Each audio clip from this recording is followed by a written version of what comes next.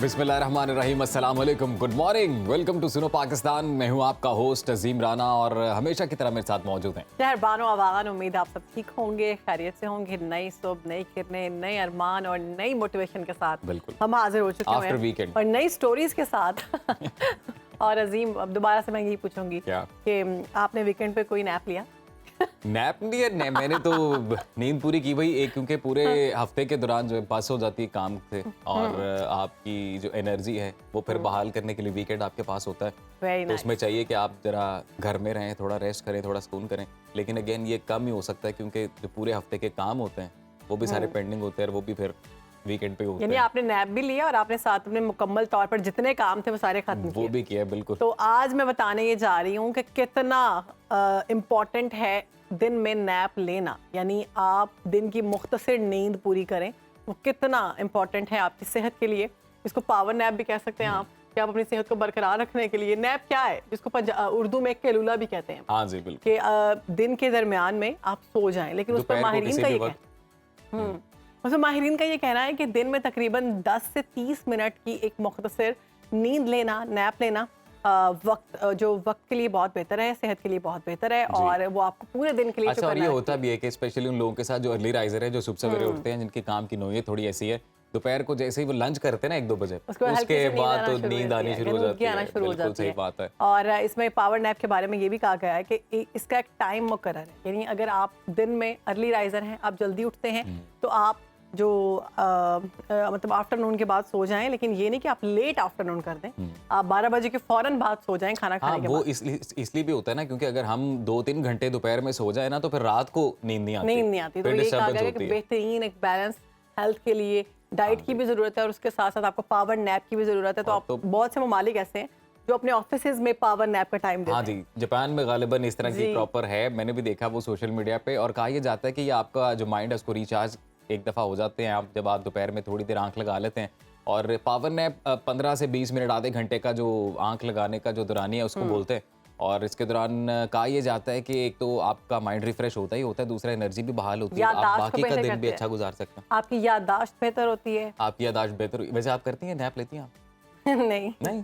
अगर मैं फिर नैप नहीं लिया जाता ना, हाँ, फिर फिर 2-3 सो घंटे सोया जाता है, सोना जाता है।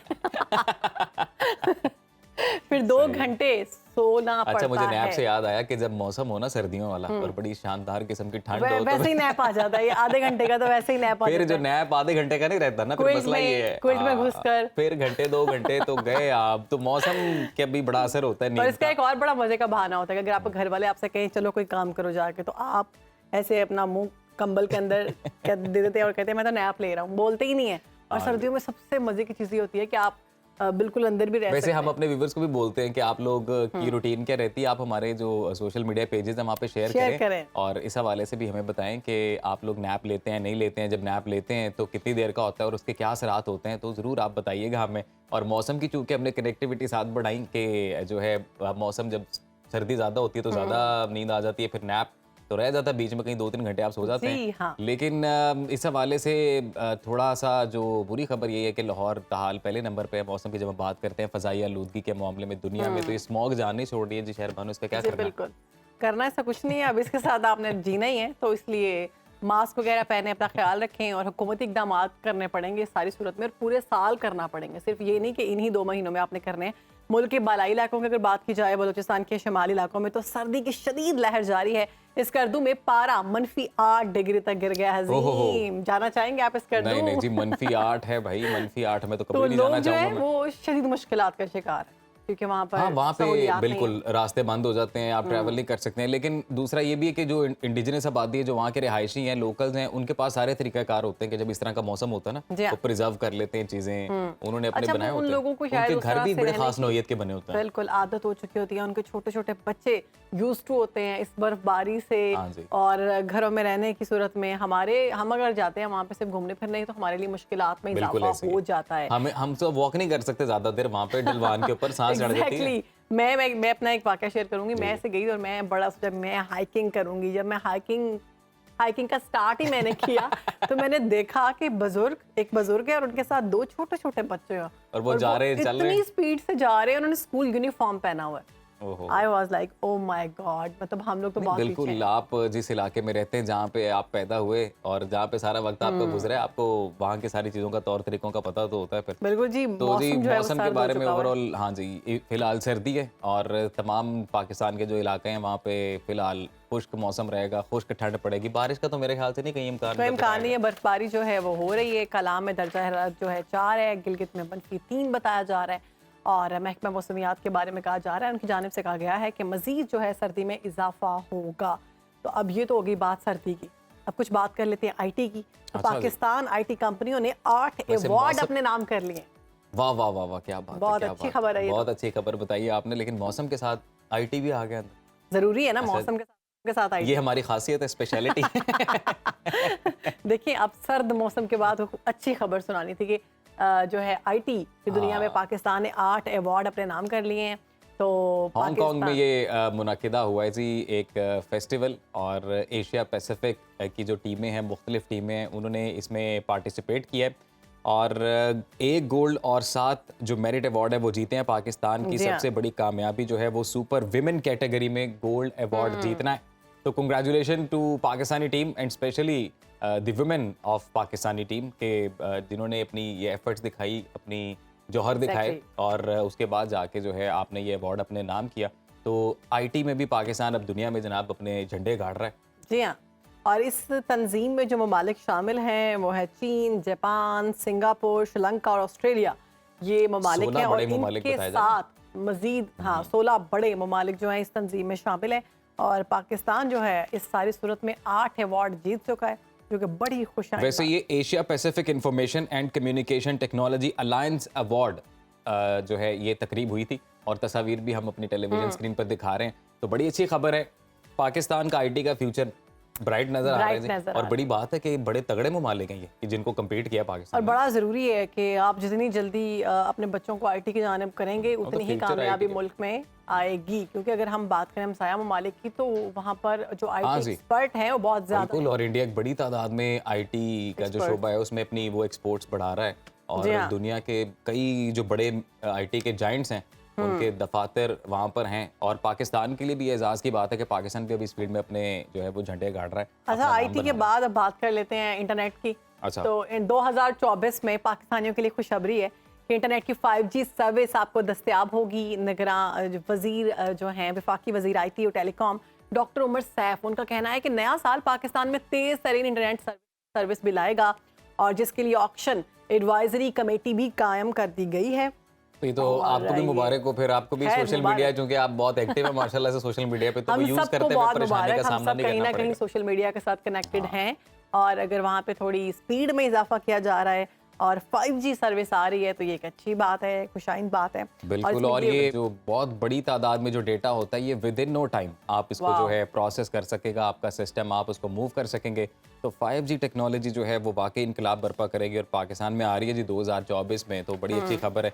और दूसरी खबर जो बड़ी इंटरेस्टिंग, बड़ी दिलचस्प है, और वो है जी कि अमेरिका में चाइना से जो लहसुन इंपोर्ट किया जाता है जी हाँ, उसके बारे में खदशात जो हैं वो सामने आ रहे हैं, बड़ी तशवीश पाई जा रही है। दावा ये किया गया है कि गार्लिक सॉस पसंद है आपको? सब बड़े शौक से खाते हैं। लेकिन चाइना की गार्लिक सॉस अमेरिका को पसंद है कि नहीं, ये तो उनसे ये पूछना बात पड़ेगा। करनी बिल्कुल, पड़ेगी। उन्होंने लहसुन को कौमी सलामती से जोड़ दिया कि नेशनल सिक्योरिटी का मसला बन गया। उन्होंने कहा है कि बड़ी तादाद जो है ना वो लहसुन की चाइना जो है वो अमेरिका को पहुंचाता है और ये दिखा रहे हैं आपको, ये हम लोग भी सारे यही यूज़ करते हैं। ये वही मेरे ख्याल से हम लोग भी अपने घरों में ये यही जो हम यूज़ करते फोटो हैं। दिखा रहे हैं वैसे हम लोग भी अपने घरों में इसी तरह का लहसुन यूज ये करते हैं। इसमें कई पता तो कौमी नहीं चल रहा। सलामती के लिए खतरा है ये लहसुन, तो हमें देखना पड़ेगा कि हमारे घरों में भी ये लहसुन मौजूद मैं है वही तो कह क्या रहा हूँ, इसके सूरत ऊपर हाल कहीं है। लिखा तो नहीं हुआ ये चाइना का लहसुन है, कहाँ का लहसुन है? अच्छा, मैंने जब ये खबर पढ़ी ना तो मुझे लगा शायद लिखने वाले ने ये लिखना था कि सेहत के लिए खराबी है, मतलब ये इसमें कोई ऐसे अज्जा पाए जा रहे हैं, या फिर बताया ये गया कि ये जो सीवरेज के पानी से ये बनाया गया है, यानी जो पानी इसको दिया जाता है वो हाँ। सीवरेज का है। नहीं, और दूसरा ये कि मार्केट में भी जो वहाँ के लोकल किसान है ना अमेरिका के, उनको कम्पीट करने का मौका नहीं मिल रहा है क्योंकि चाइना का लहसुन सबसे सस्ता मिल रहा है वहाँ पे। सबसे वो कह रहे हैं इतना सस्ता कैसे दे सकता है चाइना, तो इस पर जो उन्होंने रिसर्च की है या फिर उन्होंने लेकिन सोचा मैं है, सैल्यूट करूंगा चाइना को तो- कि मिसाइलों के बजाय उन्होंने लहसुन मार मार वाह वाह अमेरिका वाह, ना परेशान फिका कर दिया कर है। और वहाँ पे वो कह रहे हैं कि दुनिया में सबसे बड़ी तादाद में जो लहसुन भेजा जा रहा है, पहुंचाया जा रहा है, वो चाइना का है। और चाइना इसको एक्सपोर्ट कर रहा है। अब देखें कि हमें भी पार्टिसिपेट करना चाहिए यार, पाकिस्तान को भी चाहिए थोड़ा लहसुन। पाकिस्तान में है ना अभी देसी लहसुन, जिसको छीलते हुए 2 घंटे लग जाते हैं। क्या पता उसकी मांग में ज्यादा इजाफा हो जाए कि ये बड़ा बेहतरीन लहसुन है, वैसे वो सेहत के लिए ज्यादा अच्छा है। अच्छा, हाँ, जो बताया जाता है ना, जो पाकिस्तानी लहसुन है वो सेहत के लिए ज्यादा अच्छा है, लेकिन उसको खवातीन छीलते तो बड़ा वक्त इस तरह की चीजें खरीदती रहती हैं, किचन वाले मामला तो उन्हें पता होते हैं, तो यहाँ से भी चाइना का लहसुन मिलता है। अच्छा, ये हम सब चाइना के लहसुन ही यूज करते हैं, जो अच्छा, आपको तस्वीर दिखाई गई थी, हम सब लोग यही अपना यूज करते लोकल हैं। नहीं उगा रहे हैं यहाँ पे। नो, हम यही यूज ज़राई करते मुल्क है हैं। हमारा भाई।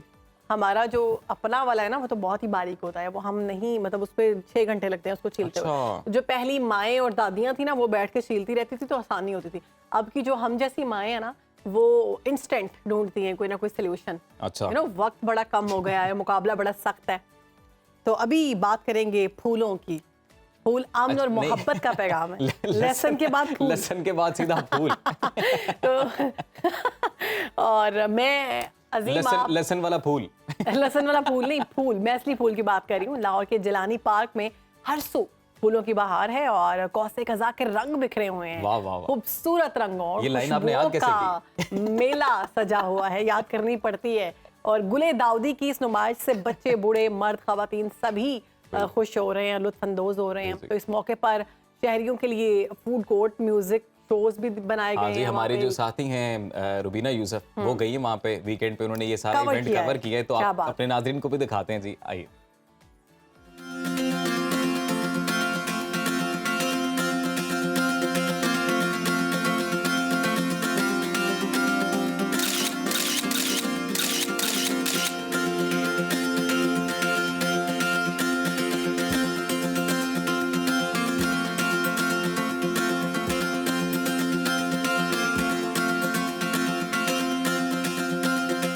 मौसम खिज़ा की पहचान गुले दाऊदी, फूल मोहब्बत और अमन का पैगाम होता है।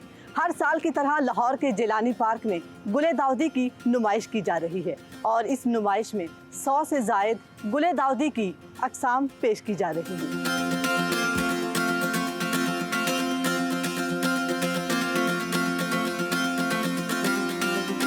अगर इस फूल की हिस्ट्री के बारे में बात की जाए तो इस फूल का आबाई वतन चीन है और ये चीन का मनपसंद फूल है। चीन के लोग गुले दाऊदी को इनकसारी, शराफत, वजाहत, बुजुर्गी और लंबी उम्र की अलामत समझते हैं। चीन में गुले दाऊदी से ख़ास मशरूब तैयार किया जाता है और इसकी पत्तियां स्पेशल टी बनाने के लिए इस्तेमाल की जाती हैं।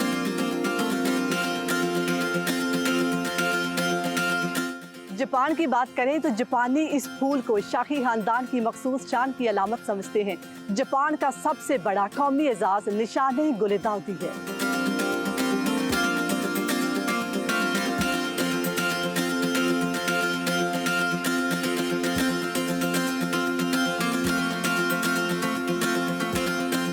गुले दाऊदी नुमाइश में रंगारंग फूल शहरियों की तवज्जो का मरकज़।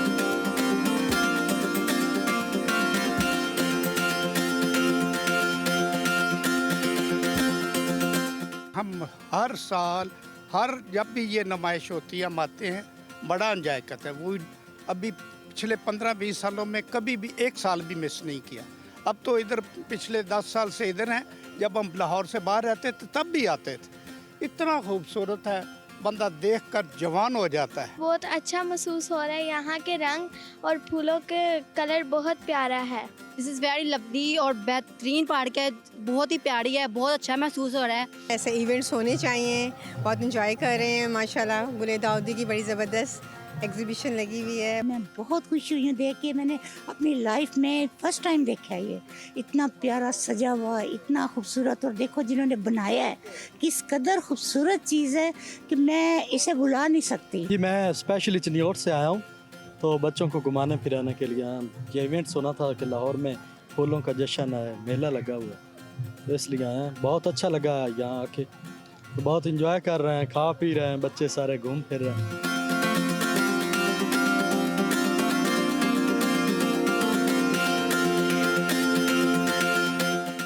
रंगारंग फूलों की महक दिला रही है खुशनुमा एहसास।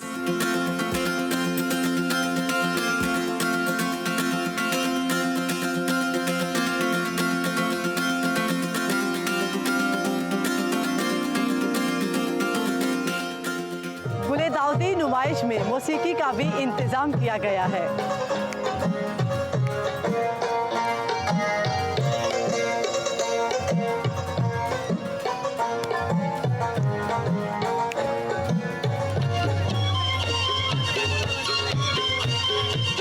फूलों की रंगारंग महक ने लाहौर को महका दिया। शहरियों का कहना है कि स्मोक जैसी सूरत हाल में ये नुमाइश किसी नेमत से कम नहीं।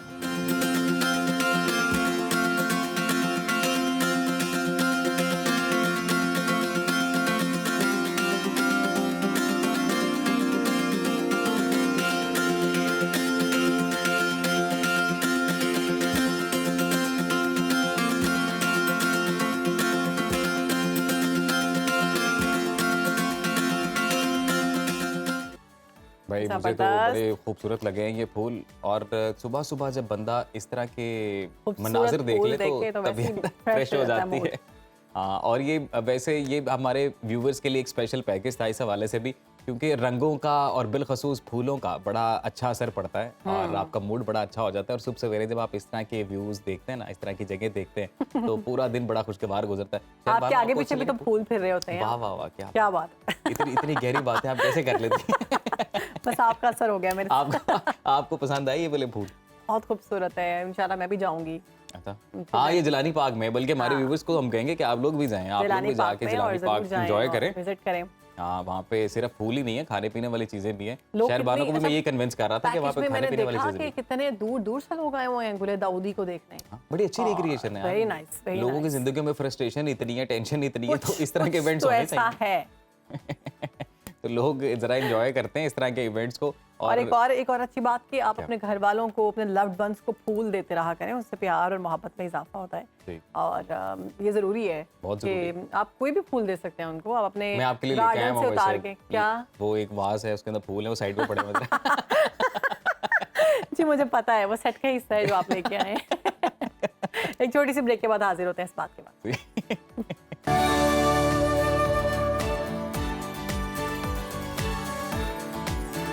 तो जी मुल्क की सियासत की बात कर लेते हैं। 8 फरवरी को मुल्क में इलेक्शन होने जा रहा है, तकरीबन 57 दिन बाकी हैं। नवाज शरीफ इलेक्शन लड़ सकेंगे या नहीं, ताहाल सवाल है, क्योंकि अल अजीज़िया रेफरेंस जो है अदालत ने वो बाकायदा मेरिट पर अब सुनने का ऐलान कर दिया है। और दूसरी जानिब हम देख रहे हैं कि बिलावल भुट्टो की जानिब से बाकायदा जो इंतखाबी मुहिम है उसका आगाज़ किया गया है, मुख्तलिफ जलसे कर रही है पीपल्स पार्टी, और वो ताबड़तोड़ हमले कर रहे हैं, सियासी हमले कर रहे हैं नून लीग पे। लेकिन नून लीग के कैंप्स में खामोशी है, बिलावल भुट्टो से मुतल्लिक कोई बात नहीं हो रही।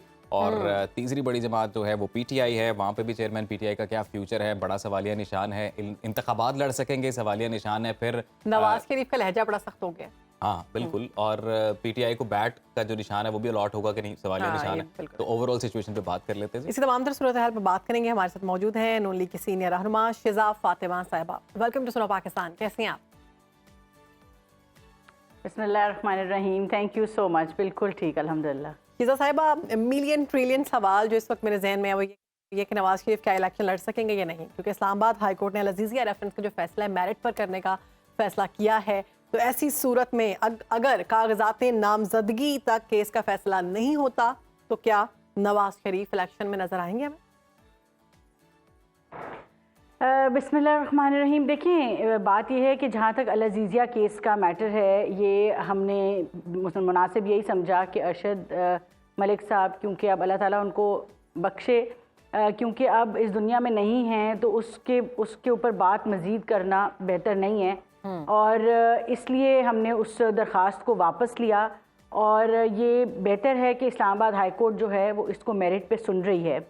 और इस केस में जो प्राइम आप कह लें कि विटनेस थे वाजिद ज़िया साहब, उन्होंने भी कहा कि मेरे पास कोई दस्तावेज़ नहीं है कोई भी चीज़ प्रूव करने के। अल अजीज़िया हो जाए, हिल मेटल हो जाए, उसमें नवाज शरीफ साहब की कोई भी, ना उसकी एक्विजिशन में किसी किस्म में नवाज शरीफ साहब की कोई इन्वॉल्वमेंट किसी को भी ना नज़र आई, ना किसी प्रोसिक्यूशन ने उसके कोई दस्तावेज़ पेश किए। तो अब जब कल इंशाल्लाह, अभी जो पिछली पेशी थी मैं वहाँ मौजूद थी, और अमजद परवेज़ साहब जो हमारे लॉयर हैं उन्होंने अपने मेजॉरिटी जो उनके आर्गूमेंट्स हैं वो कंप्लीट कर लिए थे। कल इंशाल्लाह जो केस चलेगा उसमें वो शुरू में ही अपने आर्गूमेंट्स कंप्लीट कर लेंगे। हम नैब के आर्गूमेंट्स को बड़ा फॉलो करते रहे हैं, उनके पास कभी भी कुछ खास कहने को नहीं होता अगर कोई आप उनकी एक्चुअल आर्गूमेंट्स सुने हेयरिंग्स में। तो हमें बिल्कुल, हम बहुत पुरुमीद हैं कि इंशाल्लाह कल नहीं तो अगली पेशी में जो है वो मियाँ साहब की ये हेयरिंग कंप्लीट भी होगी और हम बिल्कुल पूरे एतमाद हैं कि क्योंकि हमने कुछ गलत किया नहीं, तो यानी आपको लग रहा है कि नवाज शरीफ इलेक्शन में होंगे की तरह इंशाल्लाह। मुखालिफिन की जानिब से ये भी कहा जा रहा है शीजा साहिबा कि जैसे बाकी केसेस में रिलीफ मिल रहा है, इसमें भी रिलीफ दे दिया जाएगा, अगर रिलीफ ना मिला तो इलेक्शन डिले करवा लिए जाएंगे। देखिए ये तो मुखालिफ जमातों की का काम होता है इस तरह की तनकीद करना और इस तरह की बातें करना। ये जितने भी केसेस बने थे, जितने भी, और ये खाली मियाँ साहब पे नहीं, मियाँ शहबाज शरीफ साहब पे, उनकी ख़ानदान पे, हमारी बाकी लीडरशिप पे जितने भी केसेस, 4 साल मुकम्मल हुकूमत में थी, नैब इनके कंट्रोल में था, इन्होंने केसेस बनाए, हमारी तमाम क़यादत को 2-2 साल जेलों के पीछे रखा, तमाम दस्तावेज इनके पास थे, इनके पास FIA थी, इनके पास एंटी करप्शन एजेंसी थी, इनके हाथ में नैब थी, इनके पास सीक्रेट एजेंसीज थी, इनके पास तमाम मिनिस्ट्रीज थी, उनके दस्तावेज थे, उनका पेपर वर्क था। ये केसेस तो PTI ने नहीं बनाए। मैं मुकम्मल कर लूँ। इस तरह के देखिए गलत बयानी की कोई इंतहा नहीं है, और अगर नहीं भी बनाए, इनका बयानिया तो 10 साल से यही था ना कि हम करप्ट हैं, मगर 4.5 साल हुकूमत कर गए, 10 साल KP में हुकूमत कर गए, एक आने की करप्शन साबित नहीं कर सके। मज़हका खेज नैब हेयरिंग्स होती थी हाई कोर्ट में, इवन सुप्रीम कोर्ट में। आप जजेस के कमेंट सुने साद रफीक साहब के केस में, वो क्या कहते हैं। तो बात यह है कि जब आपने केसेस कंकॉर्ड किए, जब आपने पॉलिटिकल विक्टिमाइजेशन पे खेला, नफरत की सियासत पे खेला, नफरत को इस मुल्क में फैलाया, सियासी जो आपके मुखालिफिन थे उनको आपने एक पर्सनल एनमिटीज़ में पूरी कौम को डिवाइड किया, तो ये केसेस तो बेबुनियाद थे, सियासी इंतकाम था और इन्होंने कभी ना कभी ख़त्म होना था। और इमरान खान साहब की हुकूमत ने जिस तरह नैब को कंट्रोल किया, जिस तरह उन्होंने मुंह पे हाथ डाल के धमकाया, मैं AC उतार दूंगा, मैं फलाने को गिरफ्तार करा दूंगा, तो वो अल्लाह ताला को भी तकब्बर नहीं पसंद। ये केसेस जो हैं ये मन घड़त थे। मियां नवाज शरीफ ने कहा था मैं अपना मुकदमा अल्लाह ताला पे छोड़ता हूं और आज वो शुरू हो रहे हैं। अब नैब जो है वो ठीक काम कर रहा है। देखिए नैब के अंदर मुतअद्दिद अमेंडमेंट्स भी की गई और PTI हुकूमत ने ज़्यादातर की, और इसके अंदर मेरे ख्याल से कि बिल्कुल नैब इस वक्त जो है वो हम हुकूमत में है, एक केयर टेकर गवर्नमेंट चल रही है और नैब उसके अंडर ऑपरेट कर रहा है एज एन ऑटोनमस बॉडी। आप हमारे में से किसी की भी इस तरह का कोई बयान आपको नजर आता है, नैब के चीज़ें सामने नहीं आती थी, लेकिन शहजाद अकबर साहब अपने कागज़ लेके प्रेस कॉन्फ्रेंस पहले कर देते थे। नून लीग के मुतादिद रहनुमा ये कह चुके हैं कि नैब को खत्म हो जाना चाहिए और ये जो किरदार है ये ज्यादा नहीं होना चाहिए इसका। खाकान अब्बासी साहब। जी हाँ, देखिए नैब जो जी नैब का जो मैं ज़ाती अपनी जो मेरी राय है उसमें इससे बहुत हद तक इसलिए मुत्तफिक हूँ क्योंकि नैब का जो लॉ है कि आपने जिस पे इल्ज़ाम लगाया ये उसने प्रूव करना है कि मैं जो हूँ वो गुनहगार नहीं हूँ। ये दुनिया में जो लॉ की बेसिक जो लॉ का प्रिंसिपल है, स्पिरिट है, इनोसेंट अंटिल प्रूवन गिल्टी, ये उसके जो है ना वो तजाद में है। तो नैब का ये जो ब्लैक लॉ है ये एक जिस वक्त में बनाया गया उस वक्त सियासी तोड़जोड़ के लिए बनाया गया और मेरे ख्याल से कि इस लॉ को अगर इसको ख़त्म नहीं होना तो इसको बिल्कुल अमेंड होना चाहिए। और जब हमने इसको अमेंड करने की कोशिश की तो फिर हमारे सियासी मुखालिफिन ने इसको कोई NRO कहता है, कभी कुछ कहता है, भूल जाते हैं कि उनके अगेंस्ट भी यूज़ होगा। तो मेरे ख्याल से कि हम सबको मिल बैठ के एक तरफ अगर हम बात करें नून लीग की तो क्लीन स्वीप की बातें की जा रही हैं नून लीग की जानिब से, दूसरी जानिब दूसरी जमातों के साथ इत्तेहाद किए जा रहे हैं, सीट एडजस्टमेंट की बातें की जा रही हैं। ऐसी सूरत में जब क्लीन स्वीप की बातें हो रही हैं तो सीट एडजस्टमेंट क्यों की जा रही है? दूसरा, पीपल्स पार्टी किसी के साथ सीट एडजस्टमेंट नहीं कर रही, कोई इत्तेहाद सामने नहीं आ रहा और उनकी जानिब से ये दावा किया जा रहा है कि हम ऐसे ही इलेक्शन जीतेंगे। देखिए बात यह है कि मियां नवाज शरीफ साहब, मियां शहबाज शरीफ साहब और पाकिस्तान मुस्लिम नून की क़यादत ओवरऑल हम एक मचोर सियासत करते हैं और इस वक्त इस मुल्क के जो हालात हैं हमारा ये नज़रिया है कि हमें सबको साथ लेके चलना है और इसमें हमें कतन कोई शक नहीं है और इसमें कतन कोई दो राय नहीं है कि हम बिल्कुल पूरे कॉन्फिडेंस के साथ, हमारे पार्लियामेंट्री बोर्ड टाइम पे हो रहे हैं, हमारा जलसा टाइम पे हुआ, मियाँ साहब हमारी सियासत में वापस आ गए हैं, हमें इसमें कोई शक नहीं है कि हम इंशाल्लाह अवाम की जो वोट की ताकत है, अवाम की मदद से, उनके एतमाद से मियां नवाज शरीफ साहब को चौथी दफ़ा वज़ीर आज़म बनता देखेंगे। मगर जो इस वक्त, मैंने आप पहले भी कहा, जो इस वक्त पॉलिटिकल पोलैरिटी है, जो इस वक्त इस मुल्क में नफ़रत भरी गई है, ये वो वक्त है कि तमाम स्टेक होल्डर्स को साथ लेके चलना चाहिए। और मेरे ख्याल से कि सियासी पार्टियों में के साथ मिलना, उनके साथ इत्तेहाद करना, सियासी पार्टी के साथ इत्तेहाद कर रहे हैं, कोई इसमें हर्ज नहीं है। MQM के साथ अगर हम कराची में, सिंध में इत्तेहाद करते हैं, मेरे ख्याल से इससे हमें बहुत फ़ायदा पहुंचेगा। शायद हमारी सिंध में उस तरह से शिजा फातिमा साहिबा, ऐसा कोई इत्तेहाद PTI के साथ भी हो सकता है, नून लीग का? देखिए, PTI ने बहुत ज़्यादा, मैं एक बात शुरू इस बात से करूंगी कि सियासत में दरवाजे कभी बंद नहीं किए जाते, लेकिन PTI और ख़ास खसूसन इमरान खान साहब एक ऐसी शख्सियत हैं कि उनकी शख्सियत के पहलू में आपको नार्सिसिज्म अनफॉर्चुनेटली नज़र आता है, और उनकी शख्सियत के पहलू में मुफाहमत नज़र नहीं आती। और मेरे ख्याल से कि अब वो सियासत को उस नहज पे ले गए हैं कि जहाँ पे शायद उनकी वापसी जो है वो हमारे साथ इत्तेफाक में, इत्तेहाद में पॉसिबल ना हो। जो अल्फाज उन्होंने इस्तेमाल किए, जो तनकीद, बदतमीजी, बदतहजीबी, बदजुबानी, जिस तरह उन्होंने सियासत में, यानी PTI के साथ आपको इत्तेहाद तो दिखाई नहीं दे रहा, जिस तरह उन्होंने बदतमीज किया है, ठीक, वो मेरे ख्याल से कि उन्होंने जो हमारी एक सोशल फैब्रिक को खराब किया है, वो उन्होंने जो माशी तबाही की, वो उससे बहुत भड़के है। वक्त थोड़ा कम है, एक सवाल का जल्दी जल्दी जवाब दे दे प्लीज। बिलावल भुट्टो ने चैलेंज किया है कि नवाज शरीफ चौथी मर्तबा वजीर आज़म बनकर दिखाएं, हम सिलेक्ट नहीं होने देंगे। कैसे देख रही हैं इस चैलेंज को?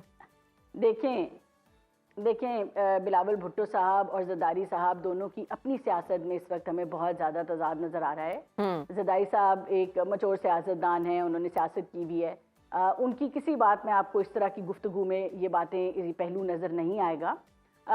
ये आपस में पहले इत्तफाक कर लें कि किसने जो है, कौन सा नज़रिया इन्होंने आगे लेके चलना है, फिर हमें इन चीज़ों का हमें जवाब देने की ज़रूरत नहीं है। 8 फरवरी बहुत दूर नहीं है, 7 हफ्तों की बात है। इंशाल्लाह दूध का दूध, पानी का पानी हो जाएगा और हम मियां नवाज शरीफ साहब को चौथी मरतबा वज़ीर आज़म बनता देखेंगे। शिजा फातिमा साहिबा, जाते जाते एक और मुख्तसर बात, विद इन PMLN एक जो रिफ्ट है, शायद खाकान अब्बासी भी उसका जिक्र कर रहे हैं कि इनके पास तो कोई बयानिया नहीं है, कोई एजेंडा नहीं है नून लीग के पास, तो इस हवाले से आप क्या कहेंगे? क्या मरियम नवाज से खफा है? नहीं, देखिए ऐसी बात नहीं है। मुस्लिम लीग नून एक बहुत बड़ी सियासी पार्टी है, बड़ी पुरानी सियासी पार्टी है, और जमहूरियत का हुस्न इसी चीज़ में है, और पार्टीज़ के अंदर भी जमहूरियत का हुस्न इस चीज़ में है कि लोग इख्तलाफ करते हैं। शाहिद साहब ने अभी भी कहा कि उन्होंने पार्टी नहीं छोड़ी। सियासत में पार्टीज़ के अंदर इख्तलाफ होता है, इस बात से मैं मुत्तफिक नहीं हूँ कि उस इख्तलाफ को जो है वो मीडिया पे आके किया जाए या पब्लिकली किया जाए। उनकी बातों से भी शायद मैं मुत्तफिक नहीं हूँ, लेकिन इसका ये मतलब नहीं है कि हम सियासी पार्टीज़ के अंदर जो है वो जमहूरियत ख़त्म कर दें और लोगों को खामोश करवाएं। सबकी अपनी अपनी एक राय है जिसका इजहार करने का उनको हक। जी बिल्कुल, इख्तलाफ राय होना चाहिए। बहुत शुक्रिया शिजा फातिमा साहब, आपने अपना खुसूसी वक्त निकाला, सुनो पाकिस्तान इस वक्त जो मुल्क की सियासी सूरत हाल है उससे मुतल्लिक बात की और बिलखुसूस नून लीग का जो नज़रिया है वो रखा। बिल्कुल जी, छोटी सी ब्रेक के बाद हाजिर हो।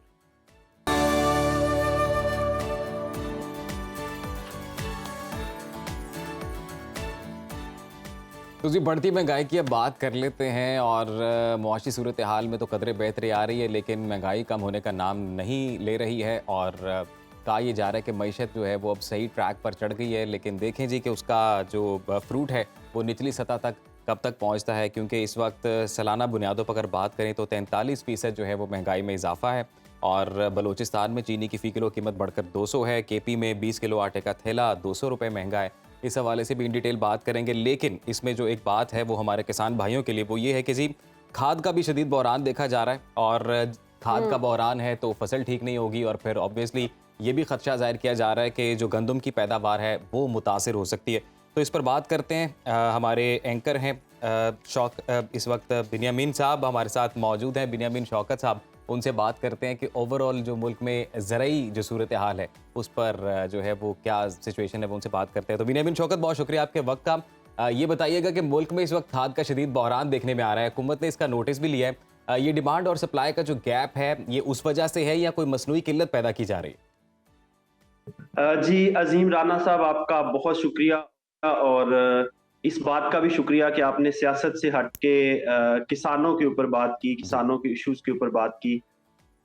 खाद की अगर बात करें तो इस वक्त मार्केट में मसला शॉर्टेज का नहीं है, मसला खाद की कमी का नहीं है, मसला ओवर प्राइसिंग का है। जो खाद गवर्नमेंट की तरफ से 3400 रुपए में फिक्स की गई है प्राइस गवर्नमेंट की तरफ से, इस वक्त मार्केट में वो 5000 रुपए में मिल रही है। और इसी तरह ये यूरिया खाद थी, जो अगर डीएपी खाद की बात करें तो वो मार्केट में इस वक्त 15 से 16,000 रुपए में है, जबकि उसकी गवर्नमेंट की तरफ से प्राइस 13,400 रुपए फिक्स की गई है। अब मसला ये है कि अगर मार्केट में मौजूद ना हो तो इसका मतलब है कि किसानों को मिले भी ना, लेकिन जब भी किसान जाते हैं उनको मिल भी जाती है, लेकिन फ्रंट स्टोर से नहीं मिलती। बैक साइड पे जो गोदाम बना होता है, किसान से पैसे ले लिए जाते हैं और उसको कहा जाता है कि खाद आपके फार्म पे पहुंच जाएगी। तो जो बैक साइड वाला गोदाम है वहां से खाद निकाल के दे दी जाती है। हमने पिछले दिनों एक स्टोरी की थी अपने प्रोग्राम में, जनूबी पंजाब में एक इवेंट हुआ है बहुत बड़ा जो इन कैमरा था, लेकिन बहरहाल हमारे पास उसकी वीडियो किसी तरीके से आ गई। एक बड़े खाद बनाने वाले इदारे ने एक डीलर को 20 करोड़ रुपए की गाड़ियां तकसीम की हैं। अब आप ये देखें कि जिन किसानों को ये लोग खादें बेचते हैं वो अपनी एक छोटी गाड़ी नहीं खरीद सकते, और जो बेच रहा है बंदा, किल्लत की जा रही है, इसका जिम्मेदार कौन है? हुकूमत क्या कार्रवाई कर रही है सारी सूरत में?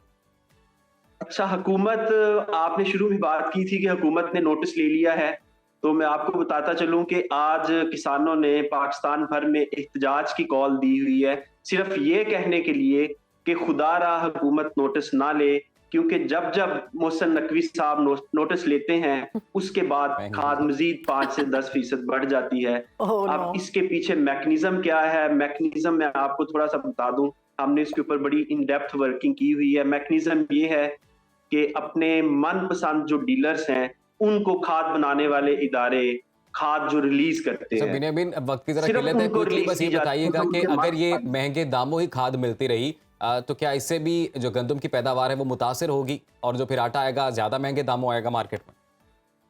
अच्छा, सबसे पहले एक चीज बताऊं कि इस वक्त जो हमारे पाकिस्तान में प्रोडक्शन है वो 6.2 मिलियन मैट्रिक टन है यूरिया खाद की प्रोडक्शन। और सारे किसान भी यूज करें स्टैंडर्ड के मुताबिक तो हमें जो चाहिए वो सिर्फ 6 मिलियन मैट्रिक टन चाहिए। इसका मतलब ये है कि हमारे पास ऑलरेडी सरप्लस स्टॉक मौजूद है, और इसके अलावा गवर्नमेंट ने मार्केट को स्टेबल करने के लिए खाद इंपोर्ट भी की है। इसके बावजूद ये सूरत हाल है, और अगर इस वक्त खाद किसानों को सस्ते दामों ना दी गई तो 30 से 40% जो प्रोडक्शन है, ये मैं नहीं कह रहा, साइंस कह रही है कि अगर आप बर वक्त मुतवाजन खादें नहीं डालते तो 30 से 40% जो प्रोडक्शन है वो कंप्रोमाइज होती है। और इस वक्त जो हमारी जरूरत है वो 28 मिलियन मैट्रिक टन है, और लास्ट ईयर हमने 25 मिलियन मैट्रिक टन पैदा की थी, यानी हमारे पास 3 मिलियन मैट्रिक टन की शॉर्टेज थी। और अगर इस साल भी आपने बताया कि 40% या 60% जो है कमी आ सकती है, कीमतों में कितना इजाफा होगा फिर? जी, जब हमारे पास प्रोडक्शन कम आएगी, फी एकड़ पैदावार कम हो जाएगी किसानों की, तो फिर ऑब्वियसली जो किसान की भी पर यूनिट कॉस्ट इंक्रीज हो जाएगी। वो भी सस्ते दामों मार्केट में नहीं गंदम बेचेगा, क्योंकि इस साल किसानों ने तैयार किया हुआ है कि जिस तरह हमें खाद नहीं मिल रही उसी तरह हम गंदम मिलना किसानों को भी बहुत जरूरी है। बिन्यामिन शौकत, बहुत शुक्रिया, आपने सुनो पाकिस्तान को वक्त दिया और ज़राई सूरत हाल है बिलखसूस खाद से मुतल्लिक जो सिचुएशन है उस पर अपना जो इन डिटेल तज्जिया है वो दिया। तो अभी हम शामिल करेंगे, ब्रेक आपका ही मत जाएगा, वापस आएंगे, देखते रहिए सुनो पाकिस्तान।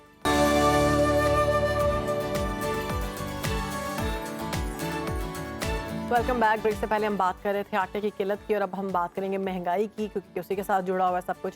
तो महंगाई में इजाफा हो गया और उसके साथ साथ हम देख रहे हैं कि जो आटे की कीमतें हैं उसमें भी इजाफा हो चुका है। पेशावर में 20 किलो का जो थैला है वो 2700 से 2900 में मिल रहा है, और जो लोग हैं, जो गरीब लोग हैं, उस शदीद मुश्किलात का शिकार हैं, उनको कहीं से आटा दस्तयाब नहीं है, आटे का बहरान है। इसी पर बात करने के लिए पेशावर से हमारे नुमाइंदे हमारे साथ मौजूद हैं, काशिफ अजीज़। काशिफ, ये बताइएगा कि आटा मिल रहा है क्या, और अगर मिल रहा है तो किन निर्खों पर मिल रहा है? जी बिल्कुल, पेशावर में दीगर अशय ज़रूरिया की कीमतों में इजाफे के साथ आटे की कीमतों में भी इजाफा हुआ है। अगर हम बात करें तो पिछले एक हफ्ते के दौरान 20 किलो आटे के थैले की कीमत में 200 रुपये इजाफा हुआ है। इस वक्त पेशावर के मुख्तलिफ मकामात पर 20 किलो मिक्स आटे की तेले की कीमत 2900 रुपये तक पहुँच गई है, जो एक हफ्ता पहले 2700 रुपये थी। अगर हम फाइन आटे की 20 किलो तेले की बात करें तो उसकी कीमत में भी 200 रुपये इजाफा हुआ है और अब पेशावर के मुख्तलिफ मकामात पर फाइन आटे की 20 किलो तेले की इस महंगाई की क्या वजह है? पेशावर में आटा क्यों महंगा मिल रहा है? जी, अगर हम बात करें आटे की कीमतों में इजाफे की तो खैबर पख्तूनख्वा में गंदम की पैदावार जो है वो काफ़ी ज़्यादा कम है। यहाँ पर ज़्यादातर जो आटा है वो पंजाब से मंगवाया जाता है। पंजाब में आटे की कीमतों में इजाफा हुआ है, गंदम की कीमतों में इजाफा हुआ है। डीलरों के मुताबिक पंजाब में 100 किलो गंदम की कीमत जो है वो 12,500 रुपये तक पहुँच गई है। कीमतों में इजाफा हुआ है तो उसका असर आटे की कीमत पर भी पड़ा है। फिर पंजाब से यहाँ तक लेकर आना, उस पर ख़र्चा और किराए और पेट्रोल और दीगर जो फ्यूल मसनूआत है उसकी कीमतों में भी इजाफा हुआ है। अब ये आटा जब महंगा हुआ है तो पेशावर में रोटी और नान कितने की मिल रही है? बिल्कुल, आटे की कीमत के साथ पेशावर में नान रोटी की कीमत में भी इजाफा होता है, लेकिन एक हफ्ते के दौरान जो इजाफा हुआ है ताहम अभी तक पेशावर में ज़िली इंतज़ामिया या नानबाई एसोसिएशन है उनकी तरफ से कोई नोटिफिकेशन जारी नहीं किया गया और पेशावर में 20 रुपए की वो आटा जो नान है वो मिल रहा है। ताहम मुख्तलिफ मकामात पर वज़न जो है उसमें कमी की गई है। नानबाइयों ने खुद साख्ता अपना एक रूल्स बनाया हुआ है और उसके तहत जिसकी जितनी मर्जी उसमें कमी कर लेते हैं और कीमत जो है वही पुराना है। जी अच्छा काशिफ, ये बताइएगा कि आटा दस्तयाब है आसानी से? बिल्कुल, आटे की कोई किल्लत नहीं है। हर जगह पर आपको वाफर मिकदार में जो आटा है वो मिलेगा। डीलर्स के मुताबिक पंजाब से जो ट्रक्स के ज़रिए आटा मंगवाते हैं उनका कहना है कि पंजाब से भी ईज़िली पेशावर में आटा जो है वो मंगवाया जा सकता है। रास्ते में भी कोई पाबंदी नहीं है। खैबर पख्तूनख्वा के मुख्तलिफ जगहों पर जो मिल्स बने हुए हैं वहाँ पर भी वाफर मिकदार में आटा मौजूद है। ताहम कीमतों में 2 हफ्तों में जो कीमतों में इजाफा कर दिया गया। बहुत शुक्रिया। काशिफ अजीज हमारे साथ मौजूद थे पेशावर से और ये कि महंगाई की वजह से आटे की किल्लत जो है वो सामने आ रही है और उसके साथ साथ पैदावार कम है, गंदम की पंजाब से लिया जा रहा है सारा आटा, बढ़ा दिए गए हैं मजीद और महंगाई के साथ लोगों ने सोच लिया है कि हम दिल बर्दाश्त होकर मुल्क से बाहर जाएं। और मुल्क से वो बाहर भी हमने एक देखा बिल्कुल पिछले दिनों में ब्रेन ड्रेन वाला कॉन्सेप्ट के हर बंदा कह रहा है कि महंगाई चूंकि ज्यादा है यहाँ पे, तो हम इन्फ्लेशन यूके चले जाते हैं, यूके जाएंगे तो वहाँ पर बेहतर। यूके ने भी वीजे जो है धड़ाधड़ खोले और वो लोग जो बरतानिया जाना चाहते हैं वो हो जाएं खबरदार, क्योंकि अब उनके लिए जो मंसूबा सामने आ रहा है वो थोड़ा सख्त है और रिहाइश इख्तियार करने के कवानीन को भी तब्दील कर दिया गया। मजीद सख्ती सामने आ गई है। बरतानिया में काम करने के ख्वाहिशमंद ज़्यादातर लोगों को अब भी पॉइंट्स बेस्ड सिस्टम के जरिए वीज़े की दरख्वास्त देना होगी और इसमें सिचुएशन इस तरह की है कि वर्क परमिट आपको मिलेगा नहीं मिलेगा। लोग स्पाउस वीज़े पर भी जा रहे थे। तो खैर अभी जो फीस बढ़ाई गई है, अब नए कवानीन के तहत बरतानिया में गैर कानूनी तारकीन वतन की कम से कम आमदन जो बताई गई है वो बढ़ा दी गई है। कह रहे हैं कि अगर आपने बरतानिया में इमिग्रेशन लेनी है तो उसके लिए जो जॉब आपके पास होनी चाहिए, जो सैलरी वो आपको ऑफर कर रहे हैं वो सालाना जो है 38,700 पाउंड अगर आपकी इस जो है वो स्लैब में आप आते हैं तो फिर आपको जो है वो मिल सकती है। और कम से पहले 26,200 पाउंड। हाँ, इससे पहले ही थी ना एनुअल जो बनती थी। तो बहरहाल अब बरतानिया जाना थोड़ा मुश्किल हो गया। इस हवाले से बात कर लेते हैं और बड़ी मुश्किल से ही हमने इन्हें भी पकड़ा है। अपने ब्यूरो चीफ है हमारे बरतानिया में मुश्तबा अली शाह साहब। मुश्तबा साहब बहुत शुक्रिया। कैसे हैं आप? सुबह सवेरे मुझे पता चला जी कि नींद आपने खराब की है हमारे लिए। बहुत शुक्रिया आपका। अच्छा मुश्तबा, हम देखते हैं ये यूके का एक अरसे से ये सिस्टम चलता रहता है कि एक सिस्टम चलता रहता है कि पहले अब वीज़े धड़ाधड़ खोले जाते हैं, लोगों का जाता है आप आएँ। जब लोग वहाँ पर पहुँचते हैं तो उसके बाद सख्ती की जाती है। वहाँ पर जो लोग मौजूद होते हैं उनको नौकरियाँ भी नहीं मिलती। तो अभी जो इमिग्रेशन में कमी का 5 निकाती कोई मंसूबा सामने आया, उसके बारे में बताइए। जी thank you so much Shahrbano. यहाँ पे अभी सुबह के 5 बजे बाहर बड़ी शदीद सर्दी भी है।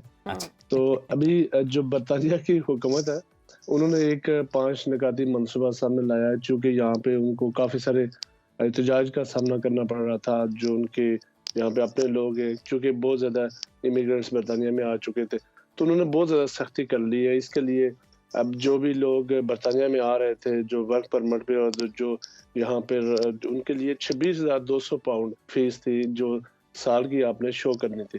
और वो उसके बाद आप बरतानिया में आ सकते थे, लेकिन उसको अभी इन्होंने एकदम बदल दिया और 38,700 कर दी, जो बहुत बड़ी रकम है। इसकी वजह से बहुत ज्यादा लोगों को इस वक्त परेशानी का सामना, हर तरफ इस बात का आजकल चर्चा, और लोग बहुत ज्यादा इस चीज को पूछना भी चाहते हैं। आपने फीस जमा करवा दी? नहीं, मेरे पास तो ब्रिटिश पासपोर्ट है। Oh wow. वैसे मुस्तफा, जिस तरह की ये खबर है ना, हम पाकिस्तानी आपको बड़े गौर से देख रहे हैं। जिस तरह की ये खबर है, यहाँ पर जितना लोग प्लान कर रहे हैं बाहर जाने के लिए, तो मेरे ख्याल से आपका सुबह सवेरे उठ के ये खबर बताना बहुत जरूरी था। जी बिल्कुल, बहुत ज्यादा जरूरी है। लेकिन ये जो इसका इतलाक है, जो इसका जो स्टार्ट होगा वो अप्रैल 2024 से होगा। अभी कुछ 5 महीने हैं।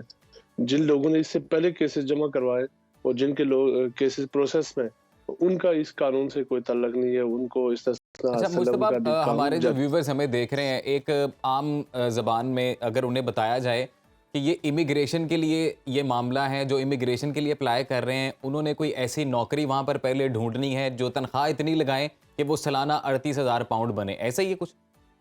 जी बिल्कुल ऐसे ही है कि जो 38,700 आपने साल की तनख्वाह आपको ऑफर होगी यहाँ से कंपनी। तो कौन से प्रोफेशन इस स्लैब में आता है, थोड़ा ये भी बता दें कि इस तरह के कौन से काम है जहाँ से इतनी तनख्वाह मिल सकती है?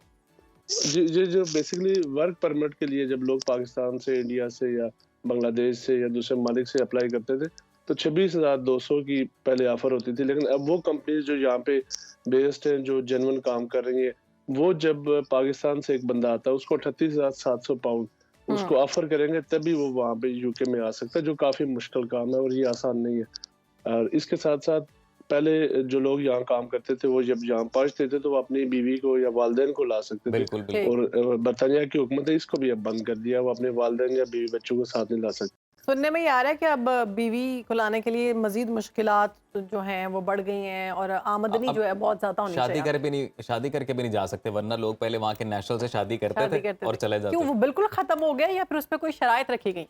नहीं, खत्म नहीं हुआ। जो बरतानिया में एक जो यहाँ के ब्रिटिश लोग हैं, जो पाकिस्तान, इंडिया या बांग्लादेश से शादियां करते थे, अपनी बीवी को बरतानिया लाते थे, तो उसके लिए बड़ा आसान होता था। 16,000 पाउंड जो पाकिस्तानी तकरीबन 45-50 लाख रुपया बनता है, लेकिन उसको अभी इन्होंने बढ़ा के 38,000 कर दिया और वो यहाँ पे इसके लिए भी काफी मुश्किल बन गई है इसको मैनेज करना।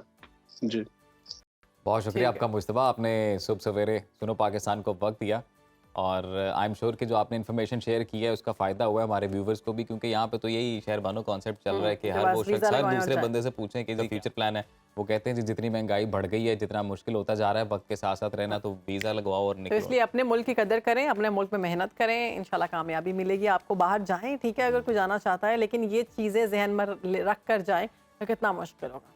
लेकिन अब दूसरी ये भी बात है कि यहाँ तो फिर आप इतनी जो है वो मेहनत करें कि आपको वहाँ पे फिर कोई 38,000 पाउंड की जॉब जो है वो ऑफर हो जाए, तो फिर आप इसके लिए कोशिश कर सकते हैं जाने के लिए। बिल्कुल देने पड़ेंगे आपको। और ये शहरबानो, इसका दूसरा ये भी एक बात है कि हर मुल्क को है वो अपनी कौमी सलामती के लिए, अपनी सिचुएशन को ईज डाउन करने के लिए कुछ इकदाम लेता है। जैसे पाकिस्तान ने भी गैर मुल्की जो यहाँ पे गैर कानूनी तौर पर रह रहे थे लोग, उनको निकालने के लिए पाकिस्तान ने भी यूके की जानिब से ये एक अरसे से होता आ रहा है। पहले यूके की जानिब से पैसे कमाए जाते हैं, पहले धड़ वीज़े लगवाए जाते हैं, पूरी दुनिया से आसान किया जाता है ना वीज़ा प्रोसेस को।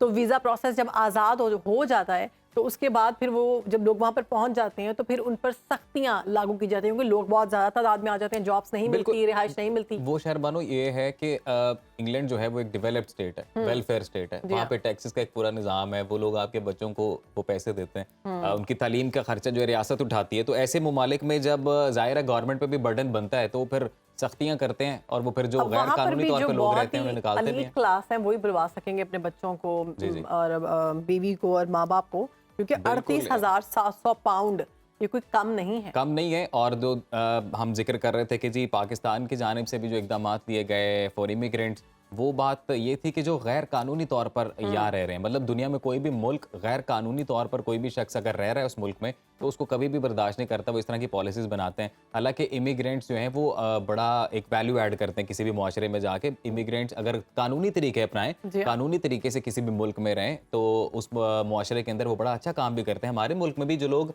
कानूनी तौर पर रह रहे हैं, जो इमिग्रेंट्स हैं, जो दूसरे उनको तो नहीं निकाला गया, लेकिन जो गैर कानूनी उन पर सख्ती की गई है और ये करनी पड़ती है मुल्क की सलामती के लिए। तो तो एक छोटी सी ब्रेक के बाद हाजिर हो।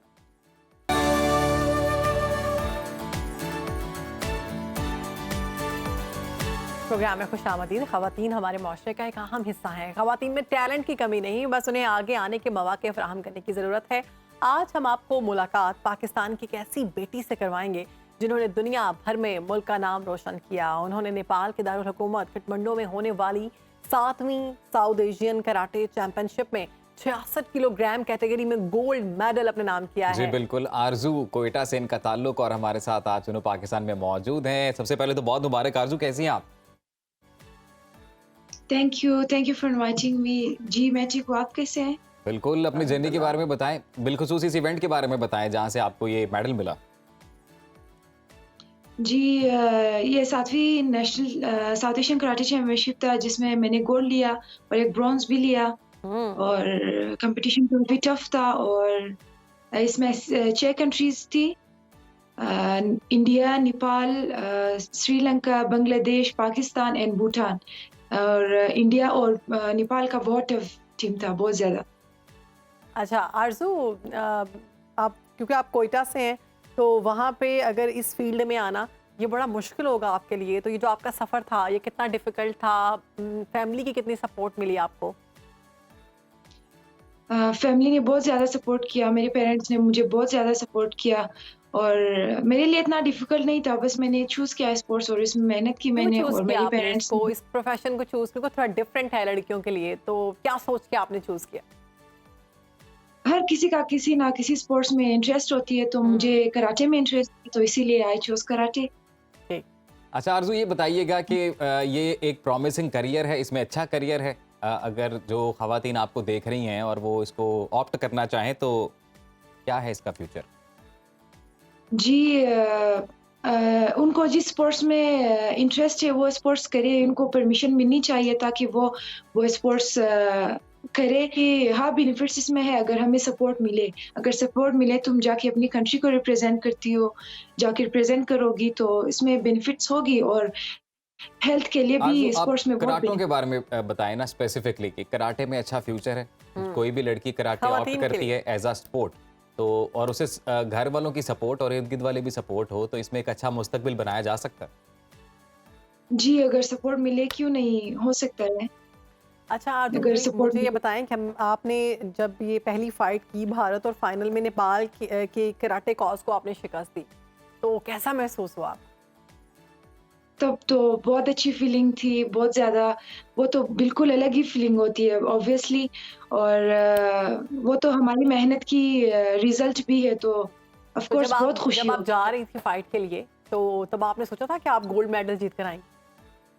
जी जो गोल्ड मेडलिस्ट है ना वो सब मतलब जो विनर्स है वो पहले खुद को वहीं पे देखती है कि yes I can do it, तब जाके वो अचीव कर सकती है। तो आरजू ये बताएं कि हुकूमत की जानिब से सपोर्ट मिली कोई? नहीं हुकूमत ने हमें कोई सपोर्ट नहीं मिला और हम ये सेल्फ एक्सपेंस करके गए थे। अप्रिसिएशन मिली जब आप गोल्ड मेडल जीत के आई हैं तो? जी किसी ने आपको कोई इनामात दिए हुकूमती नुमाइंदों की जानिब से? नहीं कोई इनाम नहीं दिया हमें, सिर्फ हमारी डिपार्टमेंट हमें देते हैं। तो आपने ये खुद से सारा पे किया है?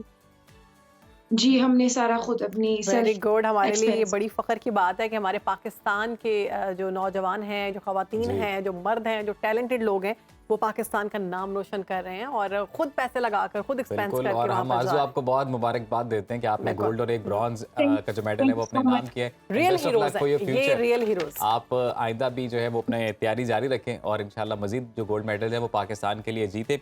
और फिर जाहिर है पाकिस्तान के प्लेटफॉर्म से जब इस तरह की स्टोरीज जाती हैं, जब इस तरह के मौजू पे हम बात करते हैं तो फिर वो गवर्नमेंट तक भी पहुंचती हैं और हम जो अरबाब इख्तियार है वहाँ तक भी पहुंचती हैं। बहुत शुक्रिया आरजू, आप हमारी और हम सब की हीरो हैं और जितने भी पाकिस्तान के लोग हैं ये हमारा असासा है, सरमाया है, इन पर इन्वेस्ट करना चाहिए और ये कामयाबी की जानिब आगे बढ़ेंगे और बहुत ज़रूरी है ऐसे बच्चों को अप्रिशिएट करना। तो हम हुकूमती नुमाइंदों से भी रिक्वेस्ट करते हैं कि आप इन तक पहुँचें, इनको कोई दाद दें, कोई इनामात दें ताकि ऐसे बच्चे जो हैं स्पोर्ट्स जब आगे जाती है तो मुल्क में भी मजीद कामयाबी आती होती है। और हमारे प्लेटफॉर्म से सुनो पाकिस्तान के प्लेटफॉर्म से इस तरह के जितने भी टैलेंटेड लोग हैं वो हम आप तक पहुंचाते रहेंगे। हमारी जिम्मेदारी हम पूरी करते रहेंगे, आपकी जिम्मेदारी भी हम आपको याद दिलाते रहेंगे। तो छोटी सी ब्रेक के बाद हाजिर होते हैं।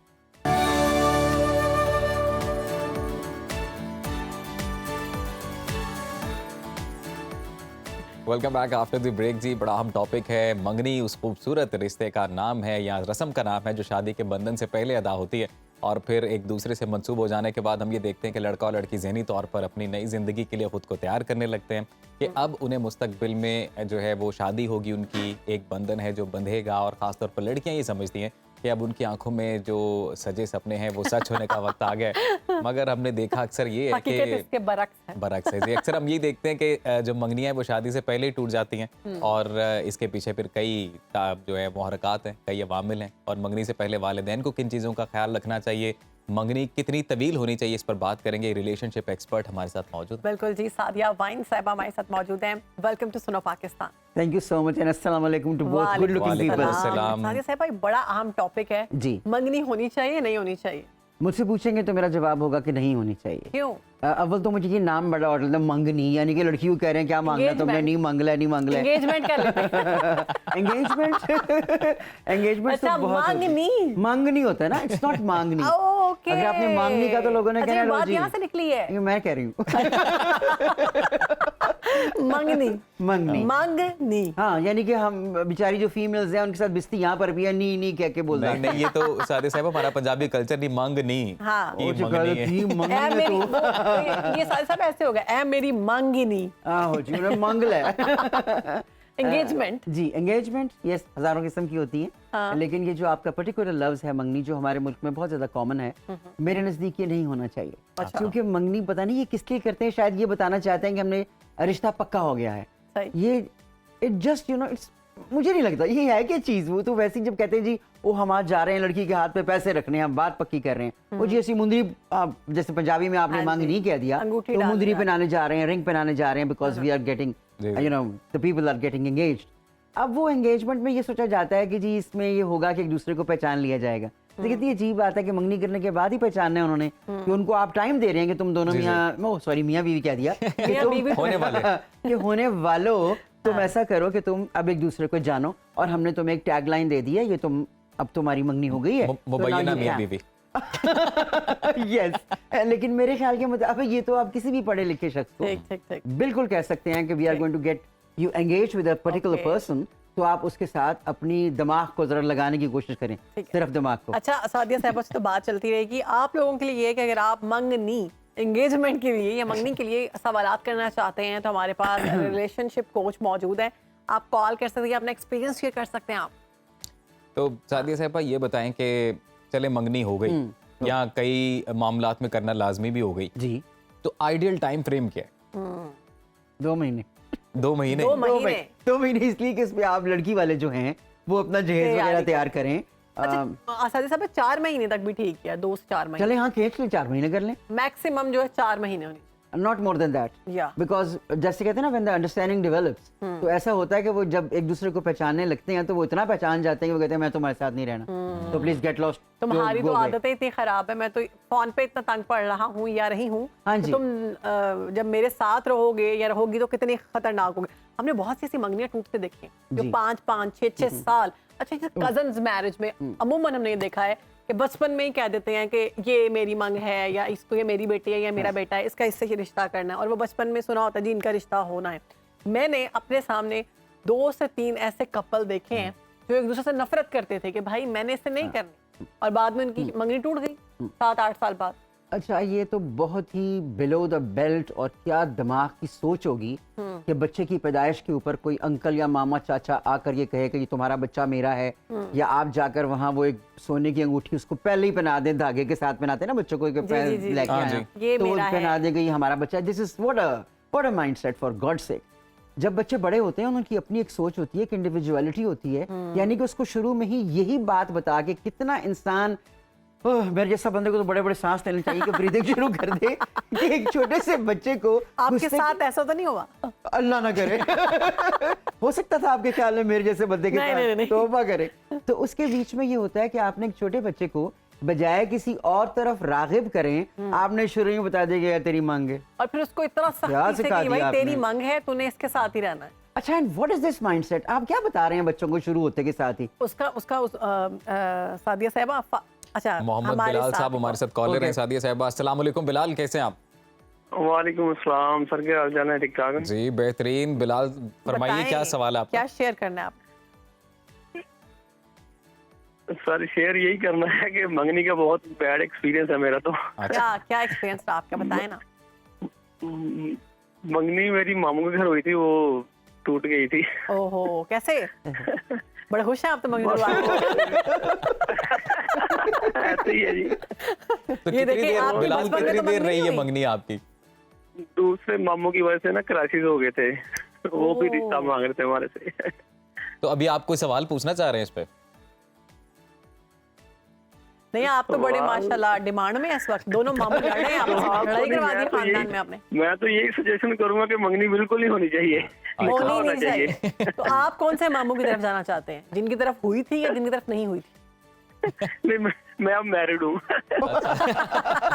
कुछ नहीं बोल सकते। बिलाल अब दूसरी के चक्कर में हूँ। अच्छा, जरा सोच समझ के इस तरह की बातें करें। भाभी ने सुन लिया हमारी तो फिर मामला बंद खराब। अब हम मंगनी पे बात कर रहे हैं, हम दूसरी की बात नहीं कर रहे, वरना इस पे भी आपको कोई ना कोई मशवरा दिलवाते। तो बड़ा जबरदस्त आपने अपना एक्सपीरियंस शेयर किया। हम सादी साहबा से बात करते हैं इसी पर। लेकिन सादी साहबा, I think there is a light at the end of the tunnel. आप हर बार उसको थोड़ा नेगेटिव पे तो नहीं लेके जा सकते। कई दफा मंगनी के अंदर रहते हैं, आप बड़ा अच्छा समझ जाते। बिल्कुल, आपने ये जो जुमला बोला ना, there is a light at the end of the tunnel, ये बिल्कुल सही है, इसमें कोई शक नहीं है। लेकिन टनल के एंड तक पहुंचते अगर इंसान की अपनी टनल ही खत्म हो जाए और वो बिस्त होके पड़ा हो कि जी मेरी मंगनी हुई थी आज से 10 साल पहले, so I have to be linked with the person whom I don't want to be. मैं एक शख्स के साथ अगर नहीं रहना चाहता, उससे नहीं अपनी जिंदगी गुजार रहा, और हमने एक दूसरे को इतना जान लिया कि अब हम बिल्कुल नहीं रहना चाह रहे।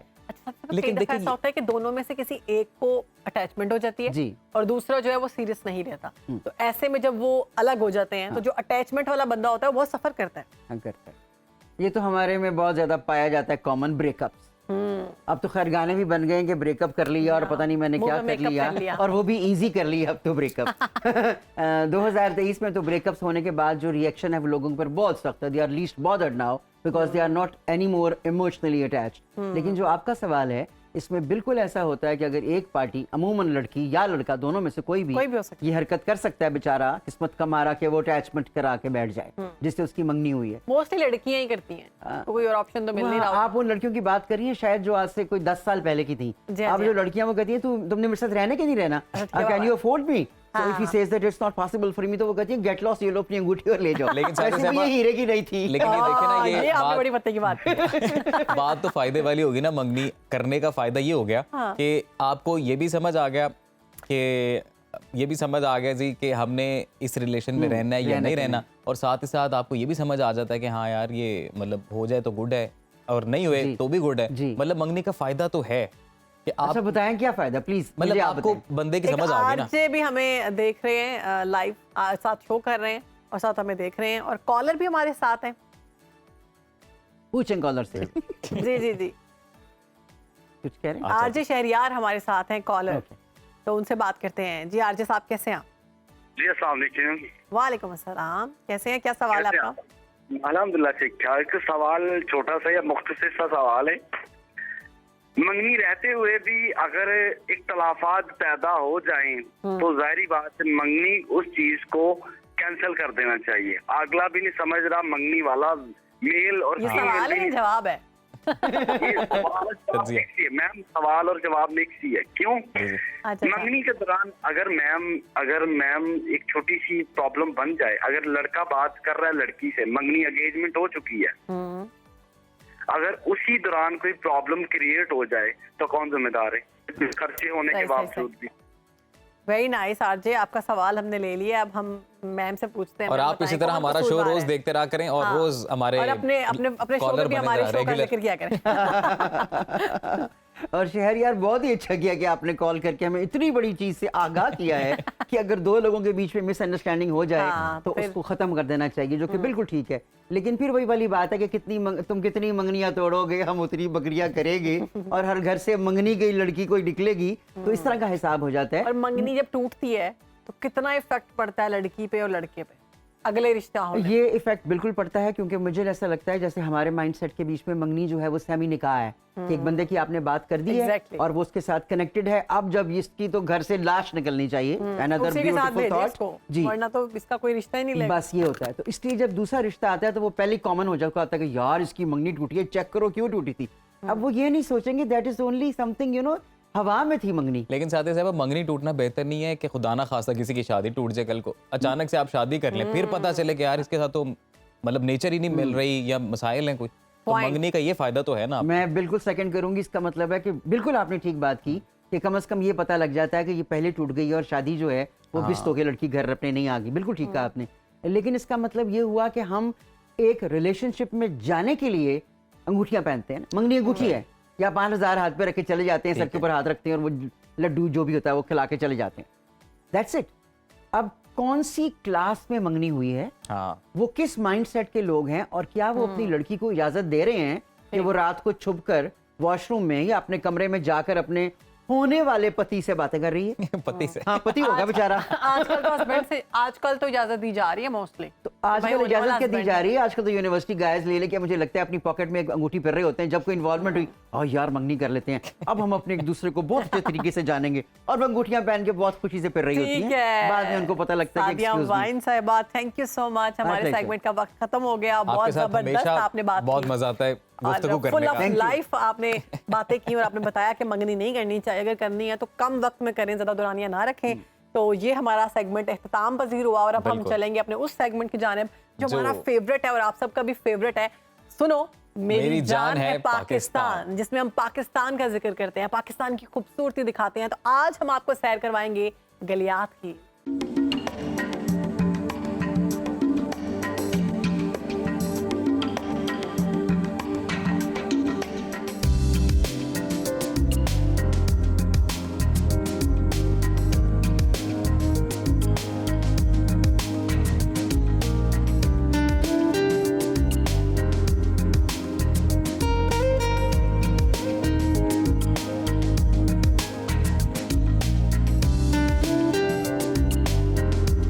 सरसब्ज पहाड़ों, घने जंगलात, रक्स करते बादलों और हसीन नजारों से भरपूर मलका कौसार और गलियात अपनी खूबसूरती और दिलकशी में अपनी मिसाल आप है।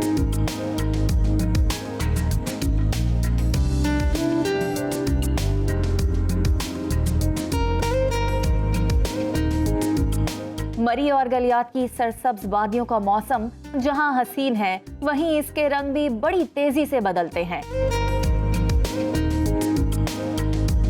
गर्मियों में सरसब्ज और शादाब और सर्दियों में बर्फपोश सफेद पहाड़ सयाहों के लिए बहुत ज्यादा कशिश का बाइस है। मरी से लेकर एबटाबाद तक का इलाका गलियात कहलाता है। ये इलाका सतह समंदर से 6500 फीट से 8000 फीट तक बुलंद है।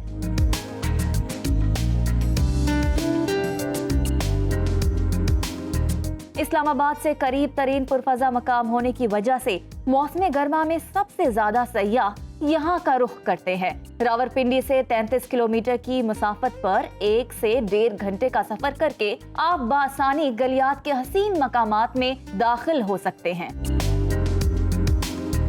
इस्लामाबाद से मरी जाने के लिए मोटरवे भी बन चुकी है, जबकि आम रोड से भी जाया जा सकता है।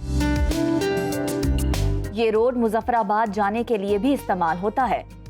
इस इलाके का सबसे पुरकशिश वो वॉकिंग ट्रैक है जो डोंगा गली से अयूबिया तक आता है और फिर आगे मरी तक जाता है।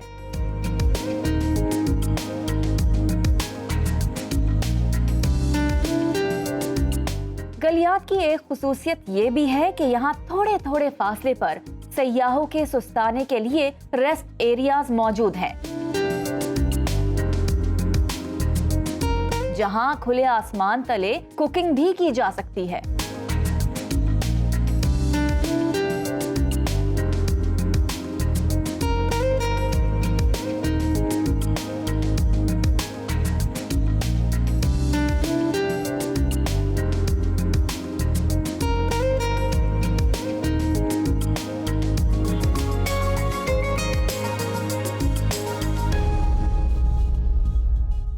तो तो जी ये बड़ा ही खूबसूरत सेगमेंट आपने देखा और हमारा बड़ा फेवरेट है। इसमें हम पाकिस्तान की खूबसूरती अपने व्यूवर्स तक पहुंचाते हैं। ऐसा है मेरा पाकिस्तान, ऐसा है मेरा पाकिस्तान जी। होपफुली आप सबने एंजॉय किया होगा। तो फिल वक्त के लिए हमें इजाज़त दें। ये था आज का सुनो पाकिस्तान। कल दोबारा नया एपिसोड नई कहानियों के साथ आपकी खिदमत में हाजिर होंगे। अपने प्यारों का ख्याल रखें। अल्लाह हाफिज़।